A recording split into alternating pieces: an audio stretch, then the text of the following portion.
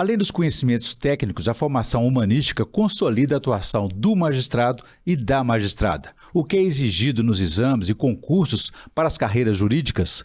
Como o estudo ampliado pode qualificar a visão e o trabalho dos operadores de direito?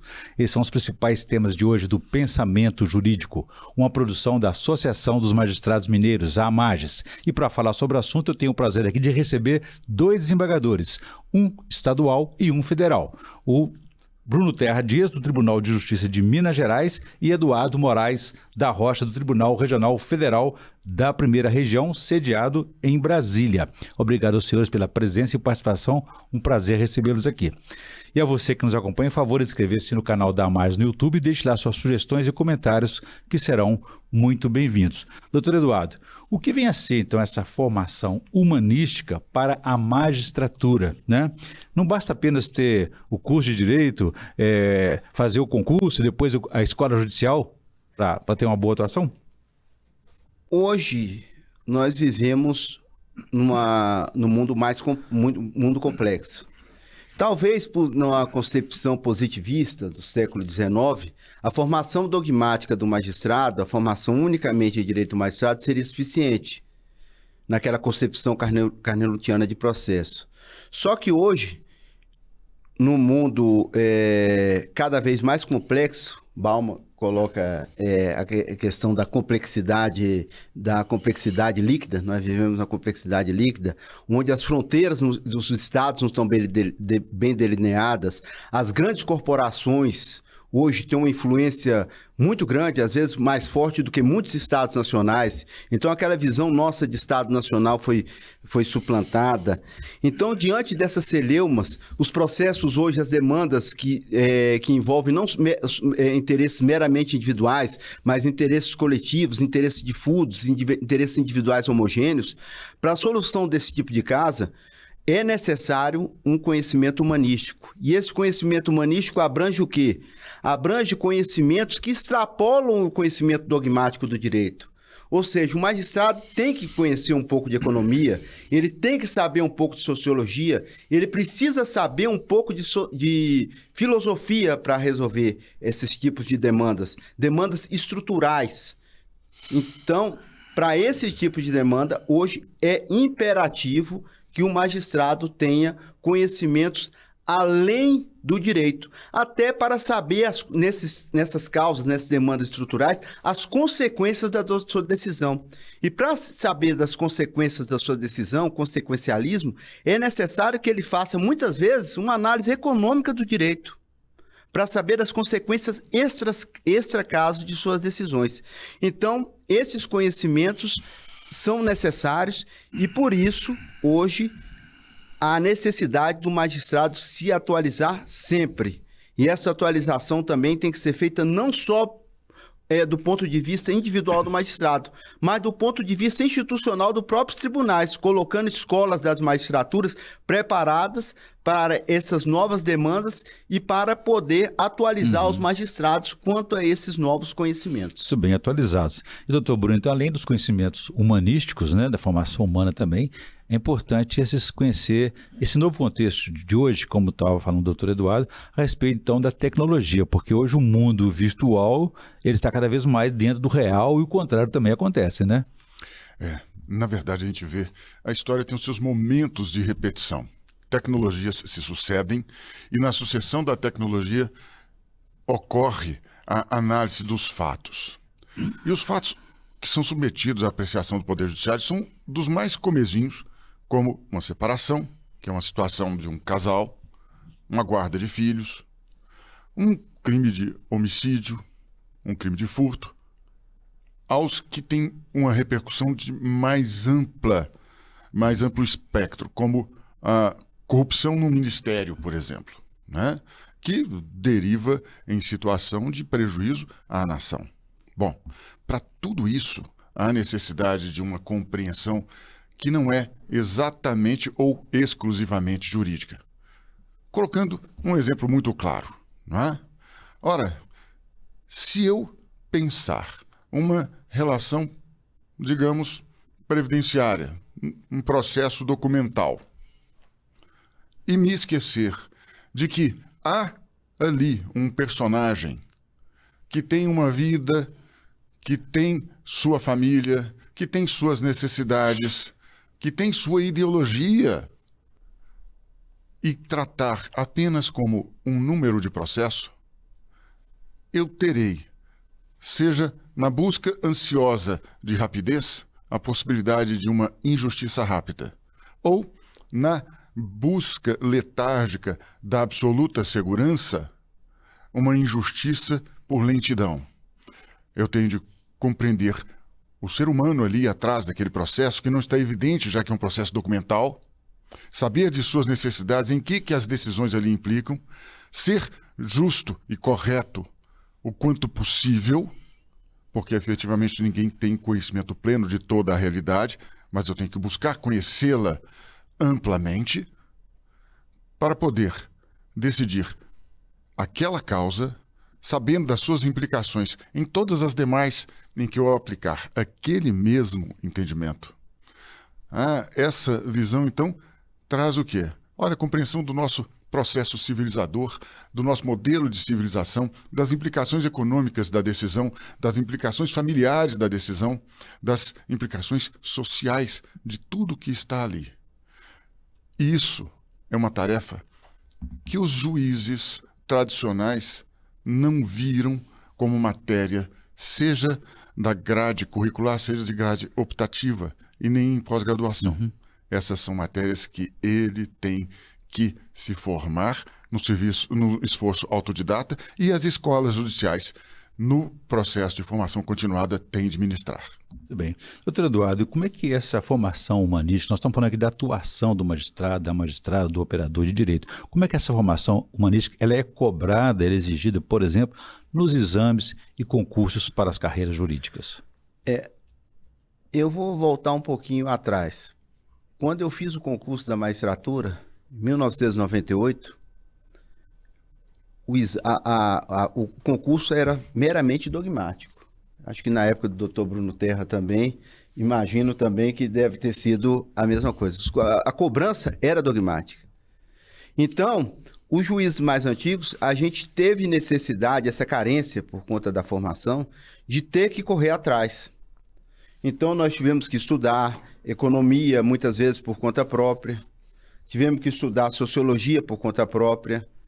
Por quê? Porque essas matérias, quando muito, era dada na faculdade, na introdução, e depois você nunca mais via e nunca mais era cobrada.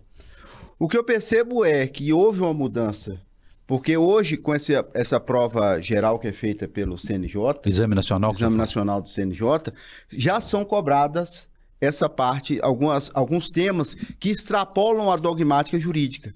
E eu acho isso importante, por quê? Porque isso, quando o magistrado ingressar na magistratura, por ter feito esse exame, ter tido esse tipo de seleção, esse conhecimento, ele já vai trazer esse conhecimento prévio. Claro que esse conhecimento, o conhecimento hoje, a atualização do conhecimento hoje, a progressão dela não é mais aritmética, é geométrica. É permanente. Por causa da informação. Então, há necessidade também desse suporte por meio das escolas das magistraturas. Mas eu acredito que é necessário, por quê? Porque aquela ideia antiga que nós tínhamos de silogismo jurídico, ou seja, um preceito maior, você aplicava um preceito menor e havia a conclusão que era a sentença. Isso já está superado há muito tempo. Desde Miguel Reale, quando ele trouxe a questão da teoria tridimensional do direito dele, que direito é fato, valor e norma.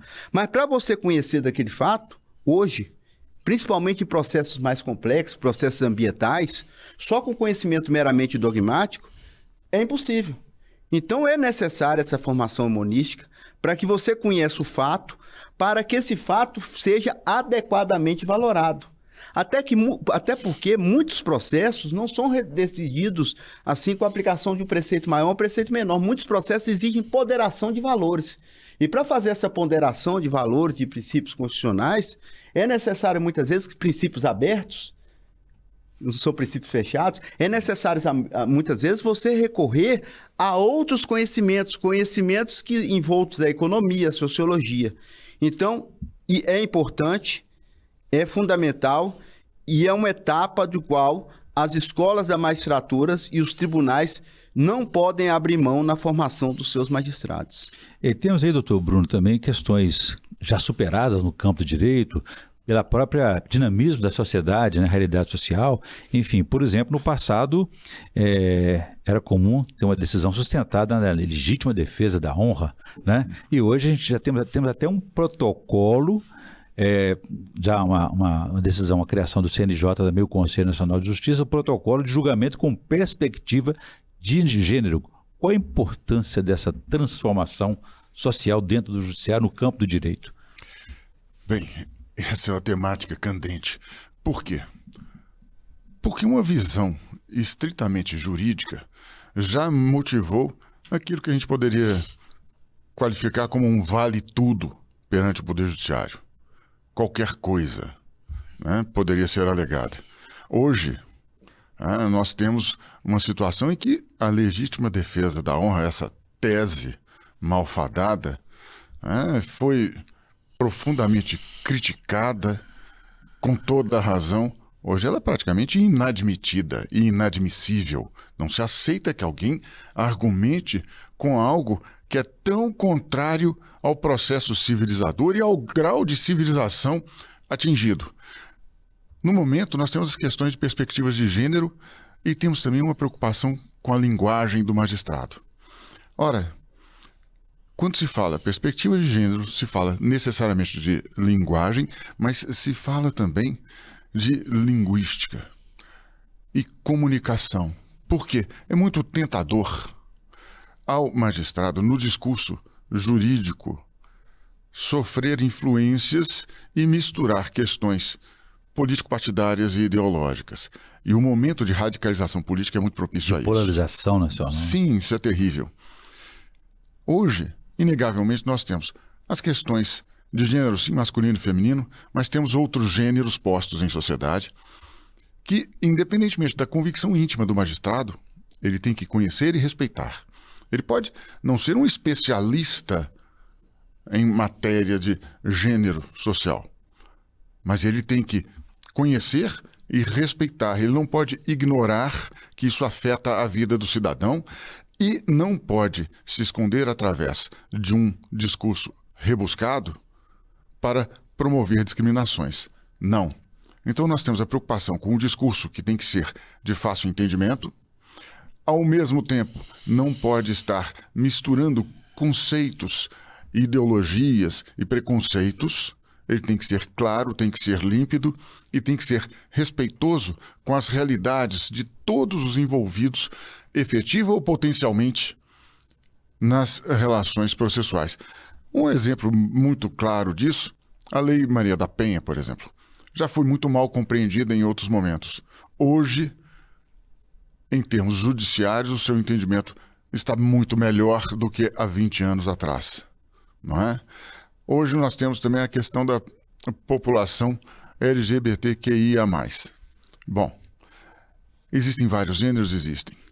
Hoje existe a preocupação população carcerária, por exemplo, tem que ter um tratamento conforme a dignidade humana, o preceito da Constituição, não se pode ignorar isto, não é? E dentro dessa perspectiva, que a execução penal, quando uma pessoa com essas características está em execução penal, seja adequada a ela, né? Seja tratamento hormonal, muitas vezes se está fazendo, enfim, tudo Perfeito. Hoje demanda um cuidado de conhecimento e atenção. Muito bem. Senhores, eu vou fazer um pequeno intervalo. Gostaria que no próximo bloco a gente falasse um pouco mais as etapas da formação, também a formação continuada e também a relação que a ética tem com essa formação e atuação da magistratura. A gente volta em instantes.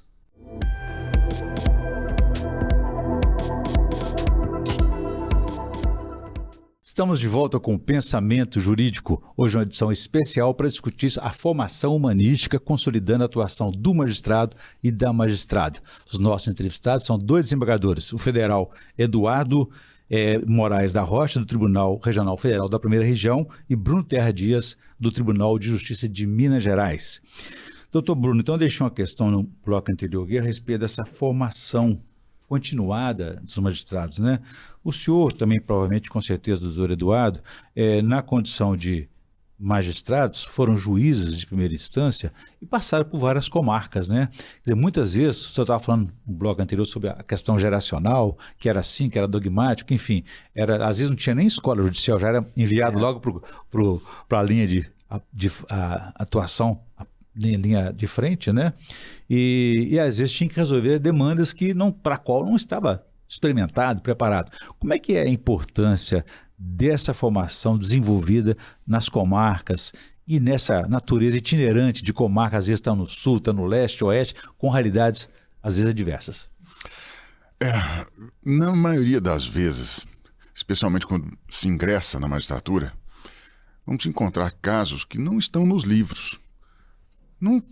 Um livro de direito trata dogmaticamente. Um livro de sociologia tem outra abordagem, mas o fato crepitante normalmente não está escrito. E eu vou dar um exemplo bem curto. Eu era juiz em Januária, minha querida Januária, e surgiu uma dada situação com um preso. O preso, olha, isso já tem mais de 30 anos, ele chegou para o interrogatório, que naquela época era o primeiro ato do processo penal, hoje é o último, e ele estava acabrunhado, encolhido, cabisbaixo.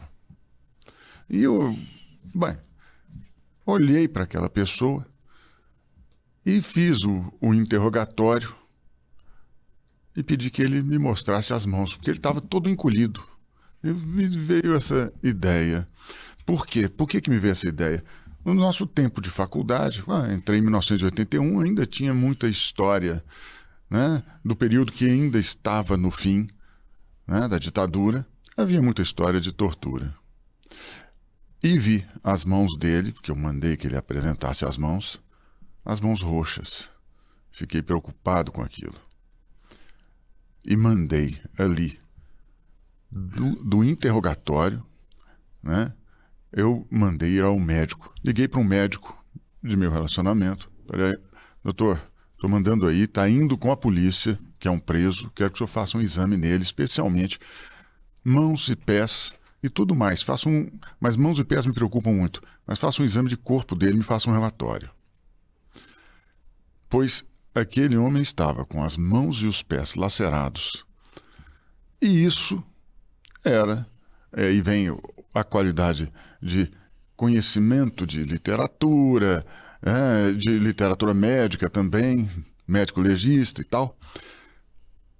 Aquilo era incompatível com a autolesão. Aquele homem havia sido torturado.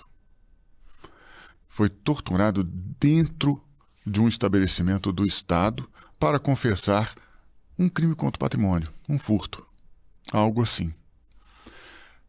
Aquilo me impressionou muito. E daquilo ali derivou um processo contra a autoridade policial que comandou a prisão daquela pessoa. Isso, para mim, foi tão marcante porque isso não estava escrito em livro nenhum. Eu nunca tinha visto um livro abordar essa questão.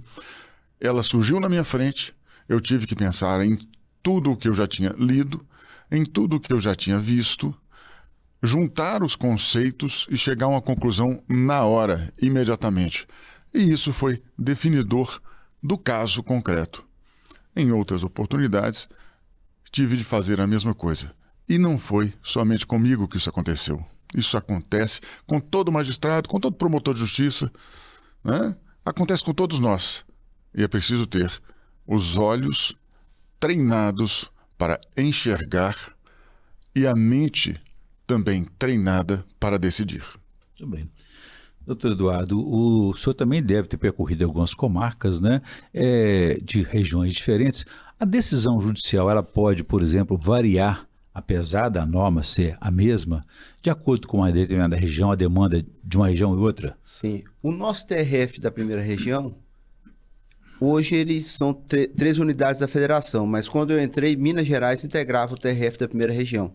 Eram 14 regiões, 14 unidades da federação, abarcando estados da região centro-oeste, norte, nordeste e sudeste, que era Minas Gerais. a realidade cultural dessas regiões são muito diferentes. Muito diferentes. E realmente a realidade local, e aí a importância da sociologia também na formação do magistrado, a realidade local é muito diferente. E principalmente quando se julga questões penais, quando vai se fazer a análise da culpabilidade, que é o juízo de reprovação da conduta da personalidade da pessoa, essas realidades regionais, sociais, são muito importantes para o momento da dosimetria, não só do juízo de culpabilidade, da reprovabilidade da conduta dele, mas no momento da dosimetria da pena. E o que acontecia muitas vezes? Eu já fui juiz. A Justiça Federal é dividida em seções judiciárias, né? Lá nós não temos a comarca, mas são seções judiciárias. Mas eu fui juiz em Brasília, juiz em Teresina, onde eu titularizei, e fui juiz 20 anos aqui em Minas Gerais, antes de promover desembargador. Fui o último a promover de Minas. As realidades são bastante distintas. E no momento de dosimetria da pena, de aplicação da pena, ou de reprovabilidade da conduta, para você analisar se há erro de proibição, por exemplo, no caso do penal. Então, isso é muito importante. E o que aconteceu na minha época? Na minha época, quando a gente ingressava, a gente ia direto para as sessões judiciárias. Não havia um curso de formação prévio que nos preparasse para ingressar. Hoje, os magistrados novos, olha a evolução, a questão da evolução hoje institucional dos próprios tribunais. Hoje, o magistrado, para ele ingressar, ele passa antes 3 meses na escola da magistratura. Então, muitas vezes, essa escola da magistratura é útil para que ele seja colocado diante dessas realidades locais. Então, essa preparação com esses conhecimentos humanísticos são muito importantes. E a formação prévia que a escola da magistratura dá hoje aos magistrados, eu acredito que é muito importante. E eu acho que ajudaria muito magistrados hoje a ingressarem nas sessões judiciárias, a se prepararem antes de exercer o ofício de juiz. Doutor Bruno, você quer acrescentar alguma coisa? Sim, porque o doutor Eduardo falou uma coisa muito importante. Antigamente, né, entrei em 1990, nós tínhamos um chamado curso, mas era 5 dias, segunda, terça, quarta, quinta e sexta, e na outra segunda estava na comarca. Hoje, ou aqui em Minas Gerais, desde a turma de 1996, existe um curso, o magistrado é preparado para o que vai acontecer, ele conhece outros juízes mais experientes da capital, conhece desembargadores, ele tem noção de a quem ele pode se socorrer para os momentos de dúvida, que não são poucos. Momentos críticos de dúvida não são poucos. Então, o magistrado hoje tem uma possibilidade muito maior e melhor para prestar um serviço que atenda mais significativamente ao cidadão. Muito bem. Doutor Eduardo, nesse sentido que o senhor falou aí dessas realidades sociais, é importante então que o magistrado resida nessa seção judiciária, nessa comarca, até para conhecer essa realidade local. Como é que o senhor avalia também a questão da relação da ética com esses conhecimentos e atuação do magistrado e da magistrada? Hoje, inclusive, é uma exigência da LOMAN, mas em razão do processo virtual, hoje muitos magistrados não querem residir na comarca.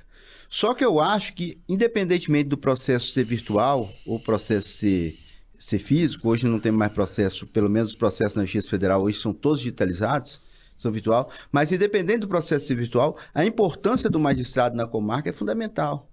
Por quê? Porque ele residindo na comarca, ele vai conhecer o dia a dia daquela comarca, ele vai conhecer as autoridades daquela comarca, ele vai conhecer o modo de viver daquela comarca. É preciso que ele viva a situação, que ele viva o dia a dia.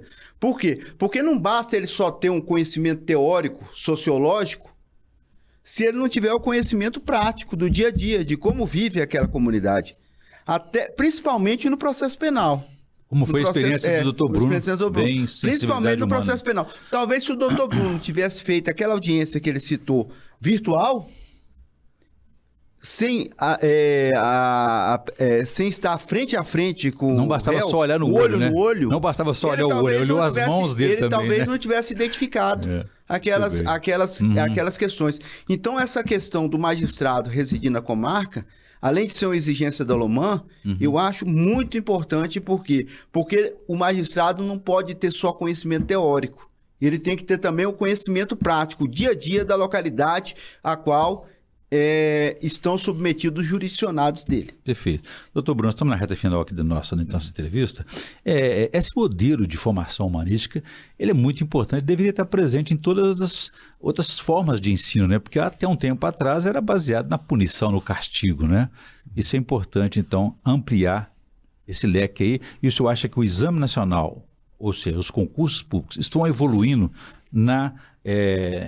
nessa possibilidade de identificar melhor esse candidato a uma carreira jurídica? Bem, nossa sociedade vem caminhando a passos lentos, tropegamente muitas vezes, mas vem caminhando e avançando. Porque isso não é só a questão da formação do magistrado.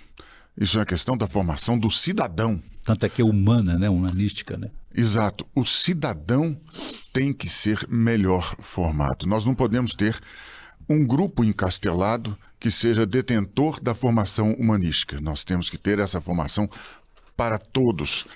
E como isso se dá? É dentro de casa, é na escola, é em outros ambientes das relações sociais, é proporcionando uma visão que não seja centrado num foco muito estreito, mas que permita uma amplitude de horizontes. Mas em se tratando de magistrados, é absolutamente importante e caminhamos sim, felizmente, ainda que não na velocidade desejada ou desejável, mas caminhamos para melhor. Os magistrados da atualidade são, nessa perspectiva, muito mais adequados ao que temos no país. Muito bem. Bom, eu quero agradecer aqui a participação dos desembargadores estadual Bruno Terra Dias, do Tribunal de Justiça de Minas Gerais, e do federal aqui, o doutor Eduardo Moraes da Rocha, do Tribunal Regional Federal da Primeira Região, sediado em Brasília, pela participação aqui no Pensamento Jurídico e nesse debate sobre a formação humanística do magistrado, da magistrada e a importância do conhecimento mais amplo na atuação no trabalho do operador de direito. Obrigado aos dois, foi um prazer.